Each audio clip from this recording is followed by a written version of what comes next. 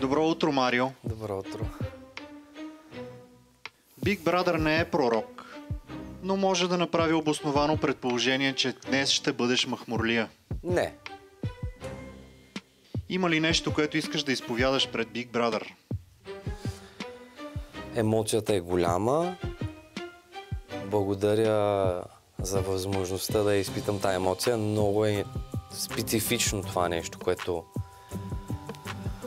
на всеки един ни се случва. Признавам си, пинах си, за да мога да спа. Но това не ми е оправдание. Ти що така седиш? Как да ти кажа? Знаеш каква е ползата? Сейфти се казва. Затваряне. Ама ръкавиците ти вътре ли са? Да. Мисията е тегава. Доста време изкарахме с ръкавиците. Как си, Марио? Супер съм. Какво стана? На млад човек само хубави работи стават. Нещо имаш ли да ни казваш или няма? Какво да ни кажеш? Какво да ти кажа?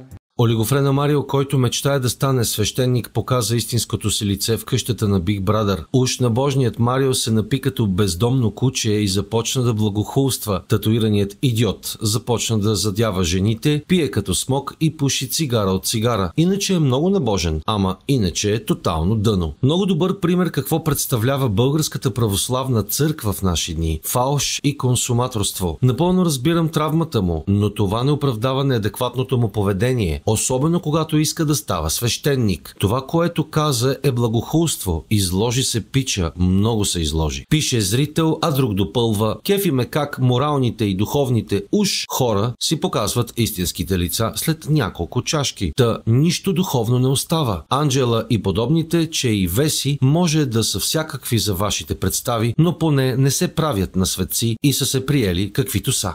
Моля да поискам от всеки един прошка, не извинение,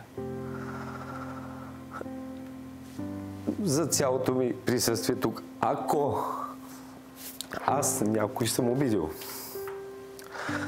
да не забравяме, това е игра. Аз съм човек с достоинство, който иска да уважава всички хора, с които се запознавам.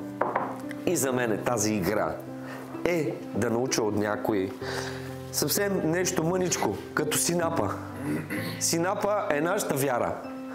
Най-малкото зърно. Ако мога от всеки един да науча нещо за живота, бих се гордял.